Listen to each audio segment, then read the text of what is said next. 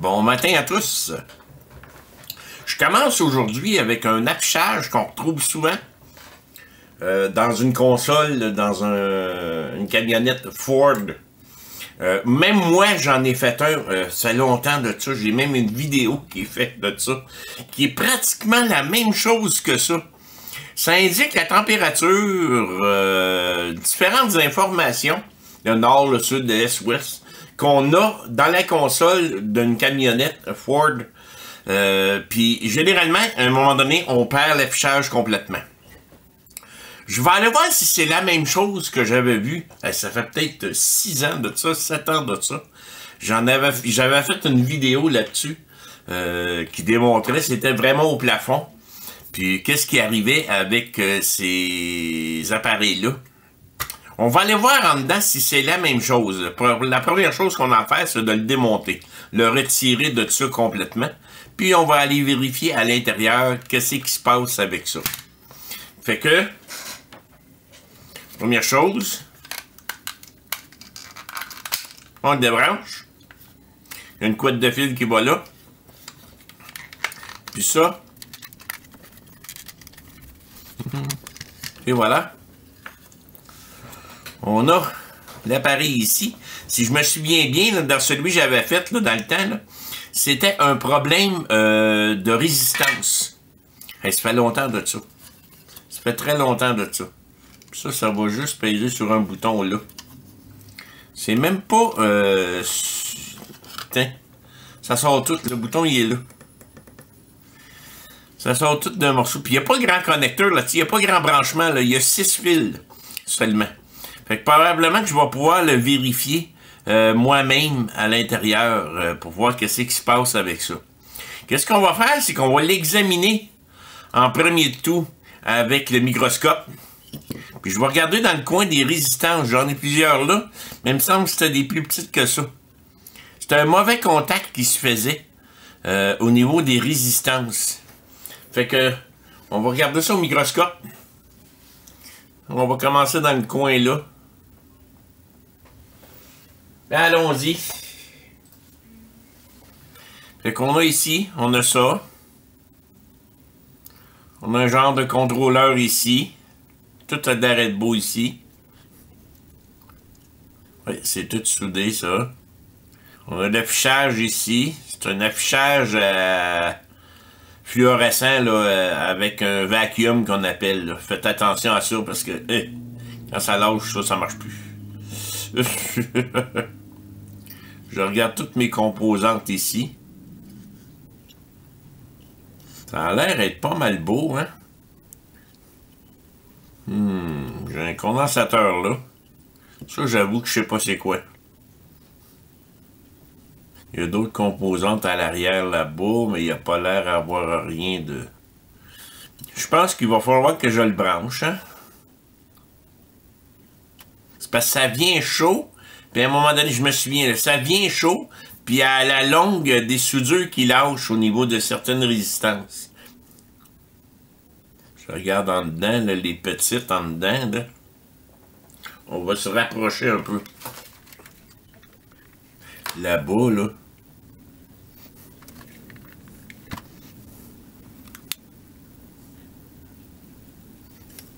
Là, je bouge sans cesse, c'est pas évident, là. On dirait qu'il y a un problème avec celle-là, là-bas.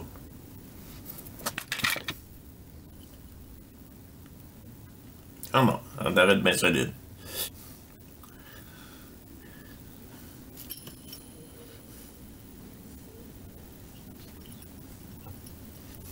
C'est sûr qu'on va vérifier notre condensateur parce que ce board-là, si je me regarde la date dessus, je pense que ça date de 2003. C'est 2003 que j'avais vu tantôt. Je vais voir le numéro de ça, là, je trouve rien sur Internet en passant. 2003 ou 2004, là, tout dépendant, là. Ça 20 ans.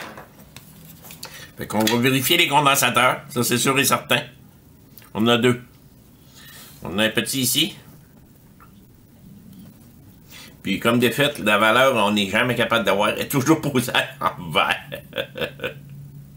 Bon, c'est un 10 volts. 220 microfarad 10 volts. Il n'y a pas rien qui semble avoir coulé alentour, non. C'est quoi ces traces jaunes-là? C'est du vernis ou quoi? Ouais, c'est du vernis. 220 microfarad 10 volts, celle-là. Puis l'autre que j'ai ici, c'est un 4.7 50 volts. On va les vérifier. On sort ça. Top cam. Comment est-ce qu'on utilise cet appareil-là? On va en profiter pour l'apprendre en même temps. C'est aussi bien de le faire, là, ça va faire partie un peu du cours, c'est ça. Le MISR ici, il va être capable d'aller vérifier la résistance interne des condensateurs électrolytiques. Puis, qu'est-ce que ça va faire? C'est qu'à un certain moment donné, la résistance devient trop grande dans un condensateur et il n'est plus capable de faire son travail. À cause que, avec les années et ainsi de suite, il ne faut pas oublier que c'est un liquide qui est là-dedans. Puis avec les années, mais c'est comme n'importe quoi, ça vieillit. Fait que cet appareil-là va être capable de vous donner, vous indiquer si la résistance interne est bonne ou pas d'un condensateur. La première chose à faire quand on l'allume, on vient brancher les deux pinces crocodiles comme ça. Puis là, on vient appuyer sur 0. Ça, c'est pour le calibrer, autrement dit. Là, il va tomber à 0. Parce que déjà, les fils et les pinces vous donnent une résistance. Donc, quand on joue avec un peu, vous avez vu comment ça changeait vite. Fait que pour vous aider le plus possible à avoir la meilleure lecture, il faut faire ça au début. Deuxième chose. En ce moment, je travaille toujours en mode automatique, moi, parce que je suis habitué de travailler avec. Mais il va être entre 10 et 100 au niveau de la résistance. Si je pèse dessus, ici, je tombe en mode manuel. Donc, là, je suis entre 0 et 1. Ça va être capable de me donner une lecture plus précise de la résistance. Là, si je pèse une autre fois, 1 et 10, 10 et 100, je suis toujours en manuel, puis finalement, je retombe en auto. Moi, je suis habitué, je travaille en auto, je vais vous le montrer. Puis tout ce qu'il va vous dire ici, un coup que je suis branché, c'est, ou ce qui est marqué OL, la résistance d'un condensateur que vous vérifiez. Puis il va vous dire en bas, en ce moment, il se base sur un condensateur de 25 volts. Nous, on sait que c'est un 220 10 volts. Donc, on va venir se brancher dessus. Je pense que lui, en plus, il n'y a pas de positif, il n'y a pas de négatif. C'est ça. Pas de positif, pas de négatif. Je me branche comme que je peux dessus. Puis je vérifie. Il m'indique que sa résistance est 0.202 ohms. Basé sur un condensateur de 25 volts, le condensateur est bon si sa valeur est plus petite que 470 microfarads. Donc, notre condensateur serait bon ici. Puis pour être bien sûr, vu que c'est un 10 volts, nous autres, on a une charte en bas ici, en bas. Je vais essayer de vous l'agrandir parce que on la voit pas bien, hein. On va la mettre ici. Bon. On la met ici. Je m'en vais sur le microscope. Il va nous indiquer que pour un condensateur de 220 microfarads, sur 10 volts, la résistance maximum doit être 0.6. Nous, on avait 0.2. 0.3, c'est ça? 0.2, Si on le revérifie une deuxième fois, on va se mettre ici. On va essayer de vous le montrer en gros. Tiens. Je me branche dessus. J'essaie de vous placer pour que vous puissiez voir en même temps. On va reculer un peu. C'est vrai, ça. Donc, j'ai 0.2. Maximum, c'est 0.6. Donc, on peut dire que ce condensateur-là, il est bon. Il n'y a pas de problème au niveau de sa résistance. Petit conseil, vérifiez toujours autant la résistance que sa capacité. Ça m'est arrivé de voir que la résistance était bonne, mais la capacité n'était pas bonne.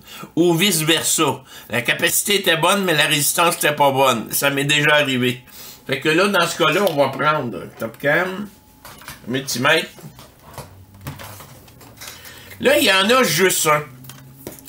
D'après moi, je vais être capable de le lire en circuit parce que l'autre, il est bien loin. Je vais l'essayer. Je me mets en micro pour vérifier la capacité. Je m'en viens ici.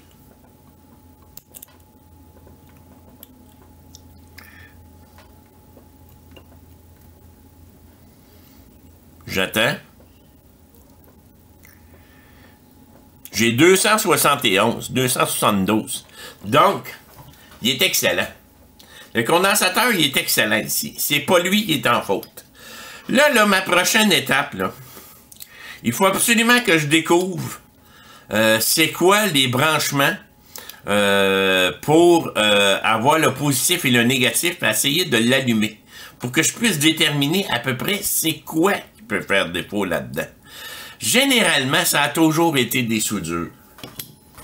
Avec le temps, là, froid, chaud, là, les températures qu'on a à l'extérieur. Fait que, il faut que je découvre absolument comment c'est branché. Si je regarde au niveau du microscope, je suis capable de déterminer à peu près quel. On sait que c'est 12 volts. Ça, faites-vous-en pas, on sait que c'est 12 volts. Parce que c'est simple.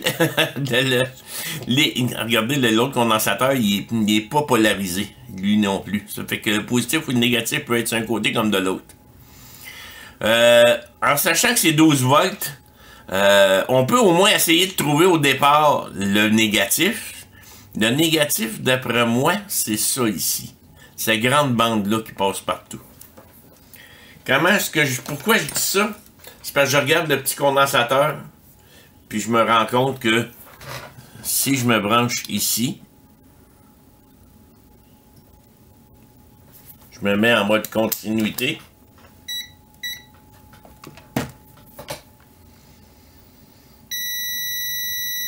Parfait.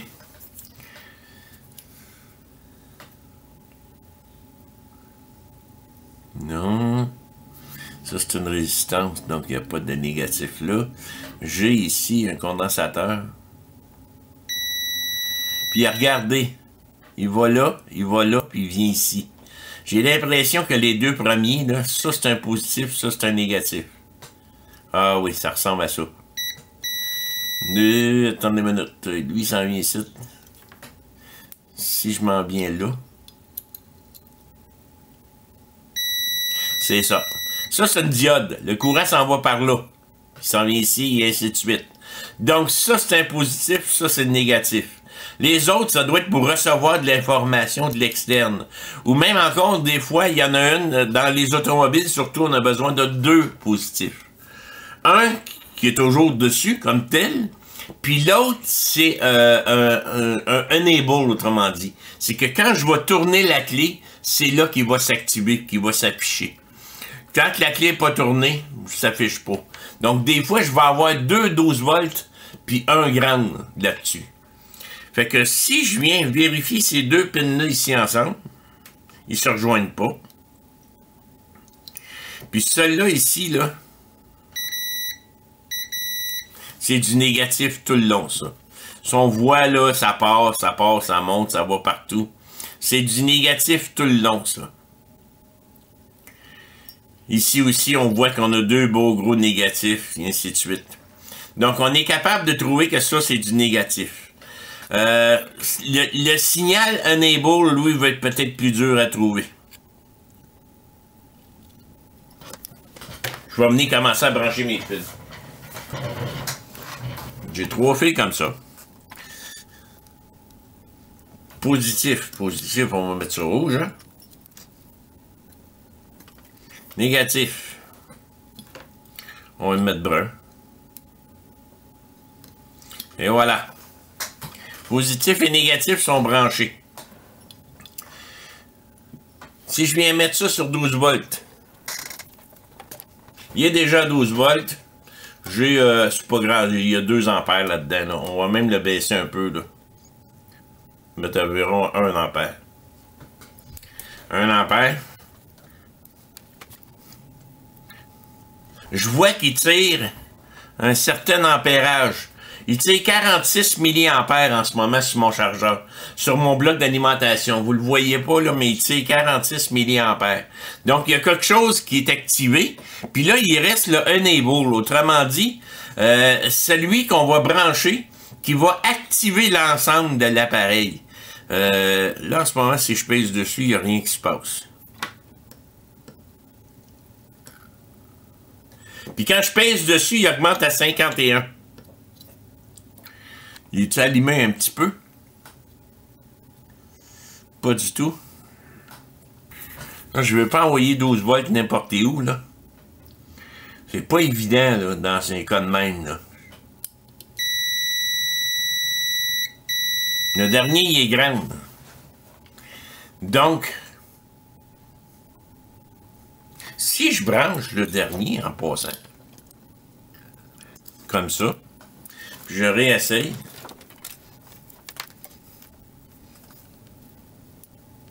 c'est la même chose. C'est la même chose. Donc, peut-être que j'avais pas le bon ici. Ah, ces deux-là, c'était le positif et le ground. Lequel qui signale là-dedans?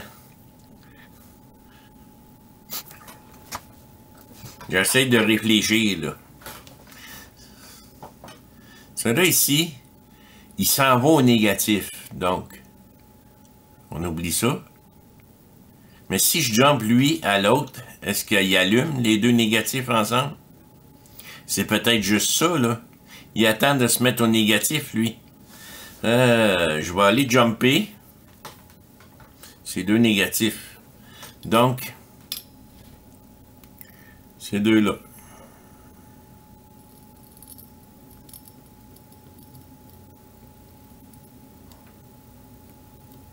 Non. Ça donne absolument rien. Y a-t-il de la tension sur ces fils-là? C'est ça que je veux voir. Je me mets ici. Puis là, je viens vérifier chacun des fils. Lui, j'ai 5 volts.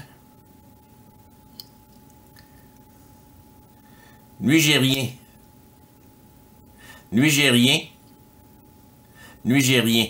Mais c'est certainement pas le 5 volts là, que je vais aller mettre au grand. Ça n'a pas de sens. Là. Donc, c'est dans ces trois-là. Puis je commence à penser que c'est celui-là ici. Mais il y a quelque chose qui n'a pas de sens. Là, parce qu'il y a une entrée de voltage là, une entrée de voltage là, ça n'a pas de maudit bon sens. Là. Donc, ça serait entre ces deux-là. Celui-là s'en va sur une résistance, puis il s'en va en dessous. Lui s'en va sur un condensateur qui saute sur une résistance aussi. C'est un autre condensateur et ainsi de suite.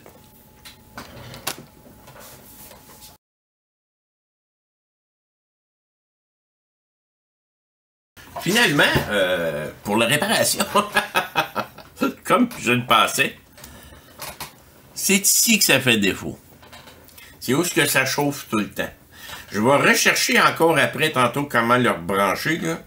Mais dans ce moment, là, on va mettre ça de côté. On va aller voir ça ici. Parce que j'ai tombé sur plusieurs vidéos qui montrent que c'est les résistances ici. Il y en a probablement une qui fait plus contact correctement. Si je viens vérifier en mode résistance, on le voit en haut. Ma première.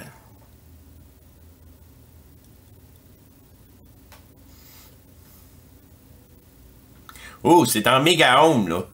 C'est supposé d'être 51 ohms. Pas pire? Ça fait qu'il y a un problème de soudure ici, là. Quand je colle dessus, j'ai 52. Mais quand je colle ici,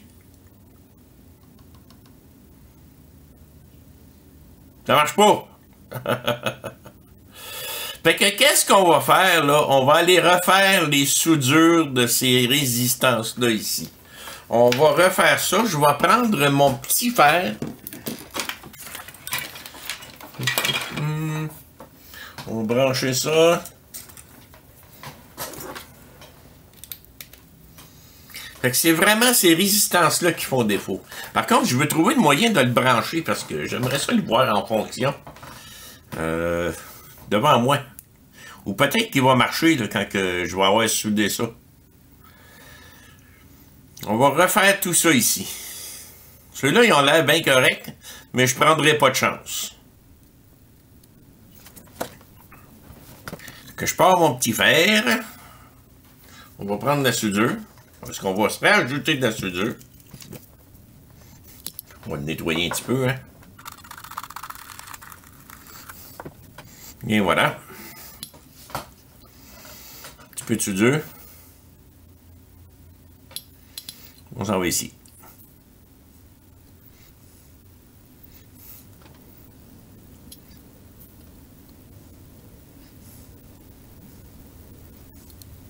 L'autre côté.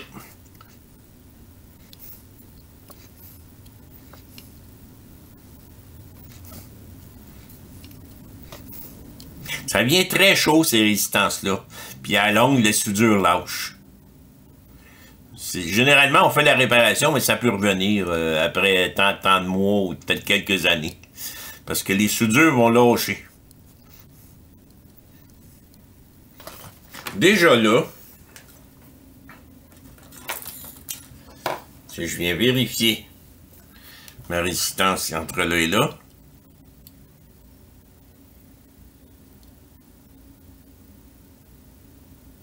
regardez donc ça, 27. Plus que ça, là. Ça a changé en maudit, là. Parce qu'ils sont en parallèle, là. Puis là, en plus, elle est chaude. Oubliez pas qu'elle est chaude, là. Et voilà, je pense que là, ça fonctionne numéro 1. Mais oui, les deux sont pareils, là.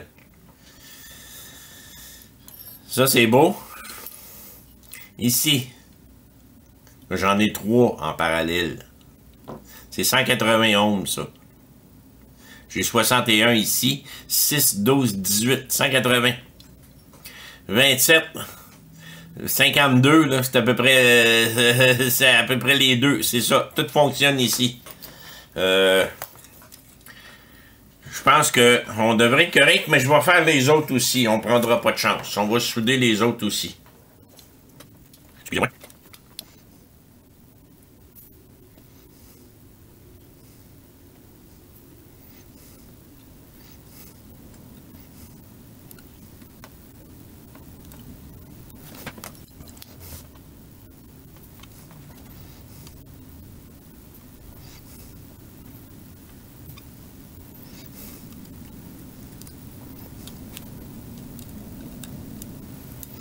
Et voilà. Tiens. Je pense qu'on est correct comme ça. Tantôt, on captait juste une résistance, mais là, on en capte 2.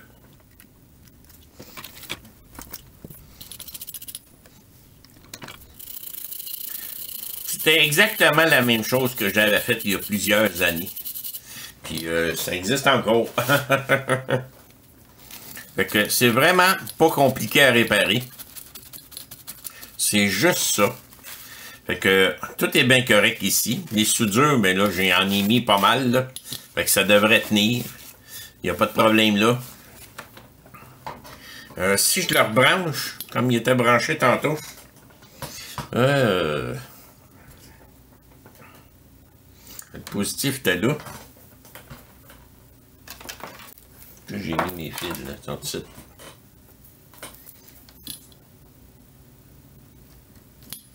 Négatif, t'as l'autre bord, on va prendre l'autre bord. Si je la branche,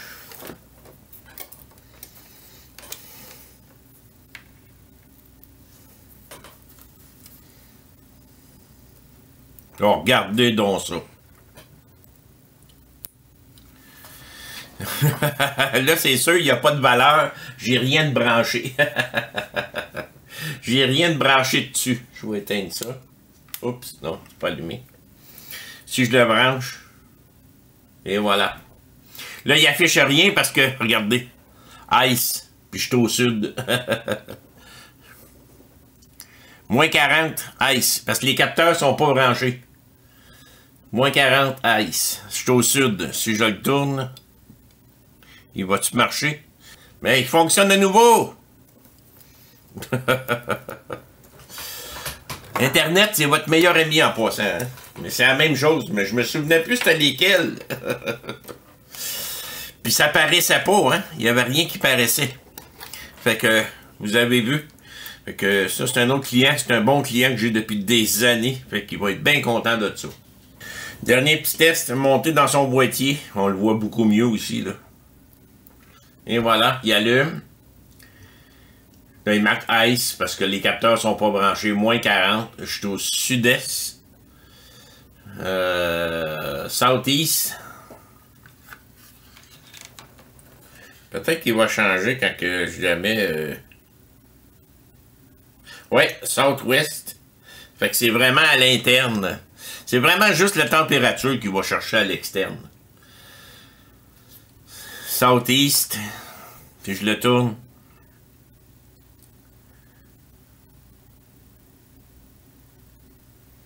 Parce que d'habitude, il est pas comme ça. Hein. Il est comme ça.